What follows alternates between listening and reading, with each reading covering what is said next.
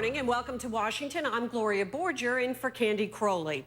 This morning, there's growing urgency and apprehension over President Obama's surprise request for congressional approval of military action against Syria. And that vote could come as early as next week.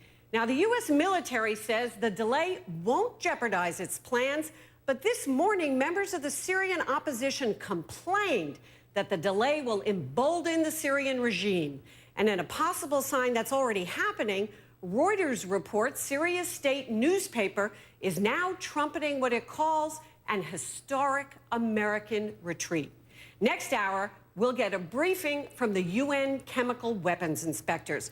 But just now, Secretary of State John Kerry told me that the U.S. has new evidence the Syrians used sarin in the August 21st attack that killed at least 1,400 people, including 426 children. I spoke with the Secretary just minutes ago.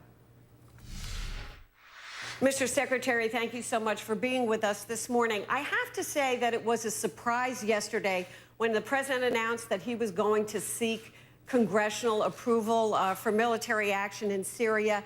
Can you tell us now whether this administration is prepared to act even if Congress votes no? Well, we don't contemplate that the Congress is going to vote no, Gloria. I believe this case is powerful and grows more powerful by the day. I can share with you today that blood and hair samples that have come to us through an appropriate chain of custody from East Damascus, from first responders, it has tested positive for signatures of sarin. So each day that goes by, this case is even stronger. We know that the regime ordered this attack. We know they prepared for it. We know where the rockets came from. We know where they landed. We know the damage that was done afterwards. We've seen the horrific scenes all over the social media, and we have evidence of it in other ways, and we know that the regime tried to cover up afterwards. So the case is really an overwhelming case, but the President really felt very strongly that the Congress of the United States weighing in makes our nation stronger in whatever action we take. But doesn't it worry you that you have put this heavy responsibility on a Congress that is notoriously paralyzed and divided? We have confidence. There are good people in the Congress of the United States. I know they've been politically, it's been difficult, but this is a matter of national security. It's a matter of the credibility of the United States of America. It's a matter of upholding the interests of our allies and friends in the region. Jordan, which is threatened by what is happening, Israel, Turkey, Lebanon, all of which, as I said the other day, are just a stiff breeze away from chemical weapons being used. I mean, there are huge interests here. And in the long term, Gloria, you know, what we may or may not have to do if we cannot find a peaceful resolution with Iran, or what we need to do with North Korea. All of these things are part of a continuum of decision-making that is made in foreign policy, and we believe the Congress of the United States will recognize that responsibility and do what is right. But, Mr. Secretary, the head of the Council on Foreign Relations, for example, says that, in fact, President Obama has gone, these are his words, from leading from behind to not leading by going to Congress. He says that it raises doubts about the United States' reliability and determination. Can I get your response on that? Absolutely. Of course you can. The fact is that the President of the United States is leading, and he's leading very powerfully, and he's leading in the right way. If he didn't do this, I can hear all of the critics saying, why didn't the President go to Congress? Why didn't the President? He could have asked. He had time to ask. It didn't make a difference to the I mean, all of why these didn't he? arguments But then they could ask, why didn't he go sooner? The President made his decision first, and he announced his decision. His decision is that he believes the United States of America should take military action to deter Assad from using these weapons and to degrade his capacity from doing so. Now, that's the President's decision. But he wants the Congress of the United States to weigh in. No matter what Congress does. He has the right to do that no matter what Congress does. That is his right, and he asserted that in his comments yesterday. But the President believes, and I hope we will prove to the world, that we are stronger as a nation, our democracy is stronger, when we respect the rights of the Congress to also weigh in on this. And since it is not an emergency overnight, as we saw in a place like Libya, where people were about to be slaughtered, since we have the right to strike at any time if Assad is foolish enough to engage in yet another attack, we believe that it is important, before this takes place, to have the full investment of the American people and of the Congress. Well, what are you telling the Syrian opposition now, who was they're clearly counting on military action sooner rather than later, and now it's been delayed? Well, sometimes the wheels of democracy require us to take an extra day or two to provide the legitimacy that our founding fathers contemplated in actions that we take.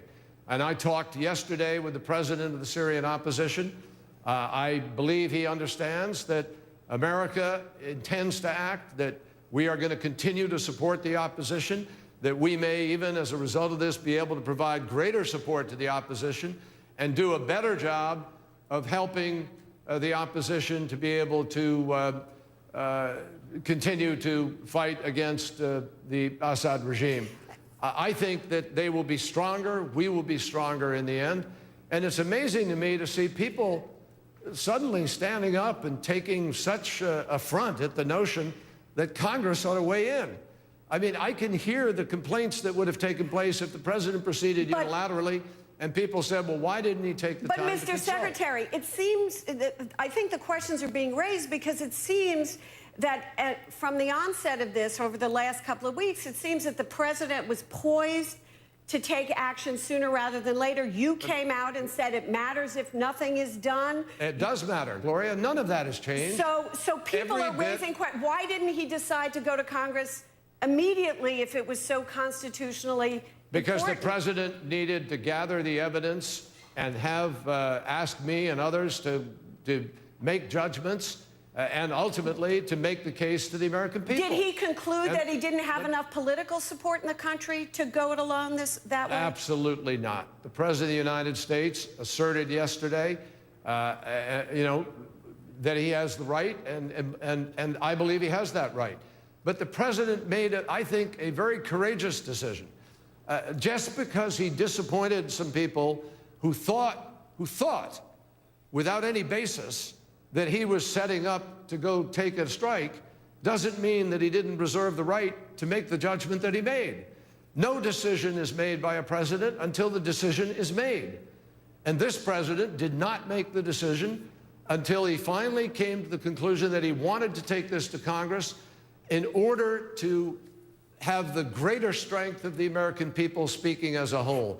I think it's I personally believe at a time when the institutions of governance are being doubted by many people, I think this is a very courageous decision.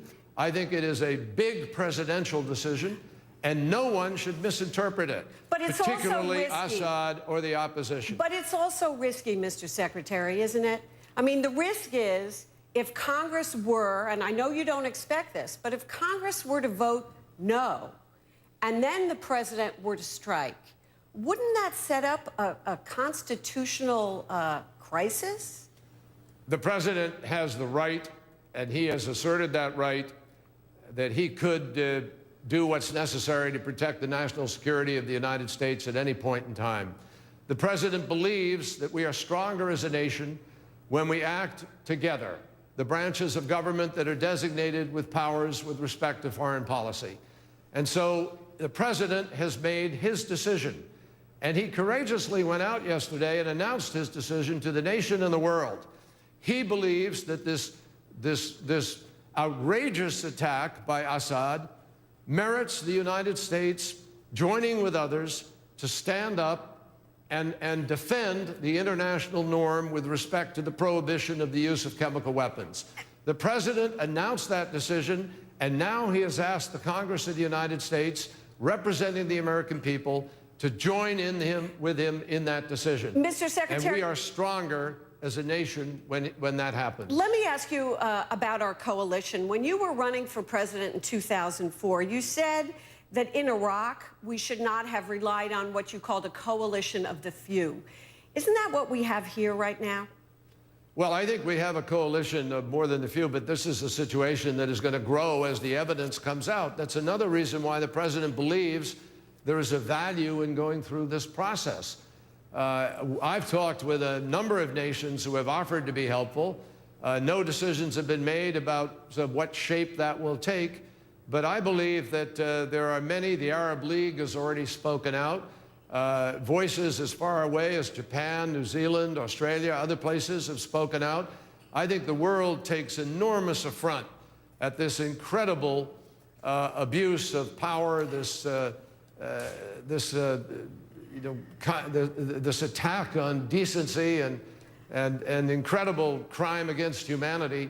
I think voices will grow over the next days as people see the evidence. And that evidence is becoming more powerful every day. As I mentioned to you, we now have the additional evidence of the signatures of sarin gas from the first responders in Damascus. Is this from the United Nations? Is this from the United Nations? No, or? This is independent. This came to the United States. It's independent. But it is confirmation of the signatures of sarin. And so the case gets stronger by the day. And I believe the case for action will grow stronger by the day.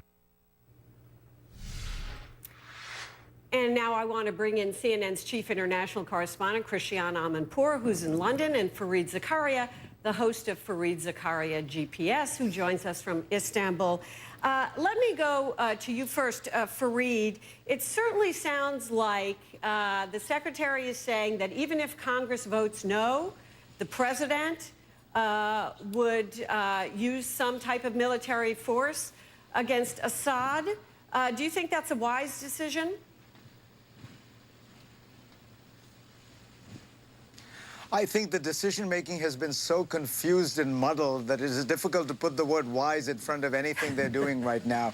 The administration has hesitated between non-intervention and intervention, and it is caught between those stools. For a long time, President Obama had explained in a very disciplined way that this was a messy internal civil war and the United States couldn't do much to affect it. But now, all of a sudden, this has huge implications for American interests spanning North Korea, Iran, the entire credibility of the United States.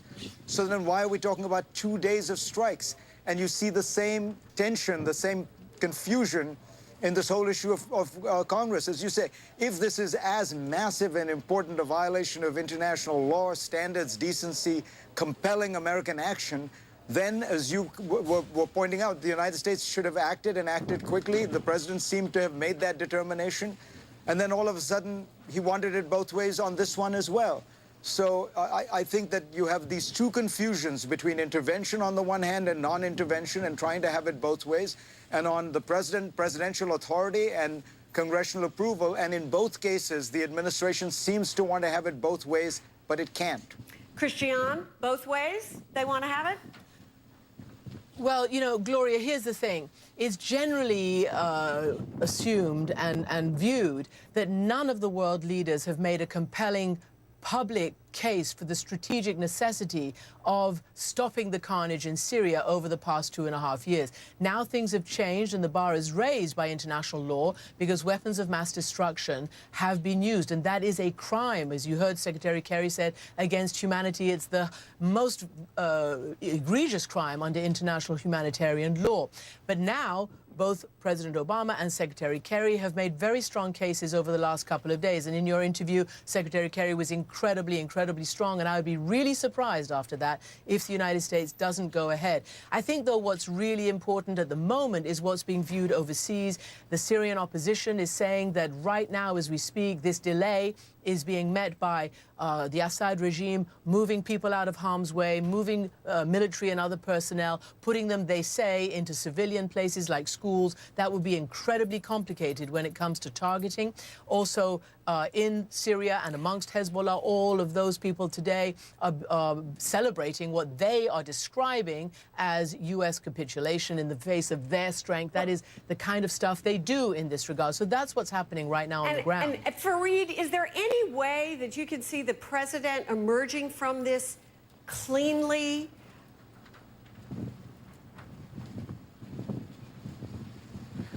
Look, there is a scenario there that the very limited use of force that he is talking about somehow has the effect of sending that shot across the bow, and it in some way deters Assad or degrades his capacity.